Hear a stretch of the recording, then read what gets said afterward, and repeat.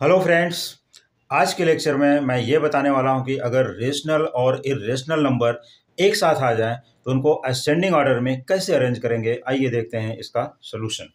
तो यहाँ पर सोल्यूशन को देखने के लिए आप अच्छी तरह से पहले क्वेश्चन को आइडेंटिफाई कर लीजिए। फर्स्ट वन यहाँ पर है 3√2, 2√3, √15 एंड 4। तो फ्रेंड्स यहाँ करना क्या है, कुछ इर्रेशनल नंबर हैं, कुछ रेशनल्स हैं। तो करना क्या है, इनको सभी को हम स्क्वायर रूट में पहले यहाँ कन्वर्ट कर देते हैं। जैसे 3√2 है, ये 3√2 को हम लोग लिख सकते हैं रूट ऑफ, अब ये 3 को रूट के अंदर ले जाने के लिए 3 × 3 × 2 करना पड़ेगा, ये नंबर हो गई। और इसके बाद ये 2√3 है, तो 2√3 को हम लोग इसको अगर रूट में ले जाते हैं तो ये हो जाएगा 2 × 2 × 3। और √15 ऑलरेडी यहाँ पर है, और √4 को यहाँ पर अगर हम रूट में लिखते हैं तो यहाँ पर 4 × 4 लिखा जाएगा। तो इस तरह से हमारे जो नंबर्स आते हैं, अभी नंबर्स क्या बन जाएंगे इनको देख सकते हैं। यहाँ पर ये नंबर्स बनेंगे 3 × 3 × 2, दैट इज √18। और ये नंबर बनेगा √12। यहाँ पर बनता है √16।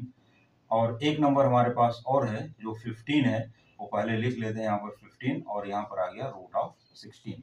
अब इनको हमें अरेंज करना है असेंडिंग ऑर्डर में, मीन्स छोटे से बड़े की तरफ। तो सबसे छोटा नंबर यहाँ पर हम देख रहे हैं कि यहाँ पर है 12, और इसके बाद आता है 15, इसके बाद आ रहा है 16, इसके बाद आता है लास्ट में 18। तो ये सभी को रूट भी दिया गया है, यहाँ पर रूट लिख देते हैं, √15, √16, √18। √12 is less than, is less than, is less than. अब √12 किसकी वैल्यू थी, 2√3। तो आंसर के लिए यहाँ पर हमें लिखना होगा 2√3 इज लेस देन 15 के लिए √15 ऑलरेडी यहाँ पर क्वेश्चन में है, सेम टू सेम लिखना है। फिर यहाँ पर है कॉमा 4 करके लिखना है, दैट इज लेस देन 4, और लेस देन ये जो √18 है ये है 3√2, यहाँ ये सबसे लास्ट में आएगा। इसको बोलते हैं ascending order of the numbers. ये अरेंज हो गए यहाँ पर। अब ठीक इसी तरह से चलते हैं सेकंड क्वेश्चन की तरफ। यहाँ पर ये 3√2 है, तो 3√2 को हम लोग फिर उसी तरह से अगर लिखेंगे तो ये नंबर हो जाएगा यहाँ पर, ठीक इसी तरह से यहाँ पर शो किया गया है। तो मैं यहाँ डायरेक्टली लिखता हूँ, ये हो जाएगा √18।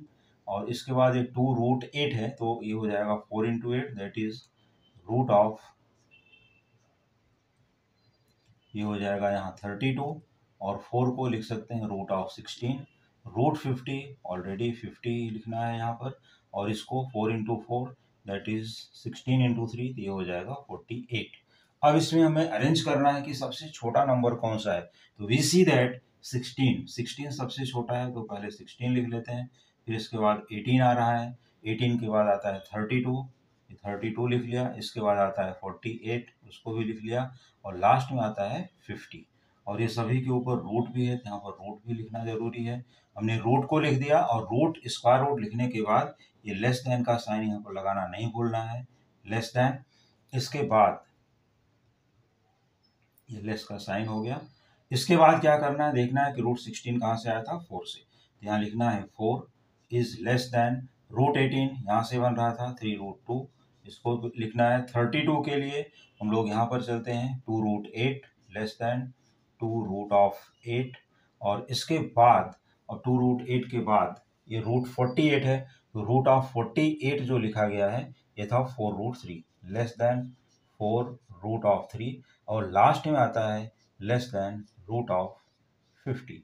तो यही इसका आंसर है, और इसी को बोलेंगे ascending order of the given numbers.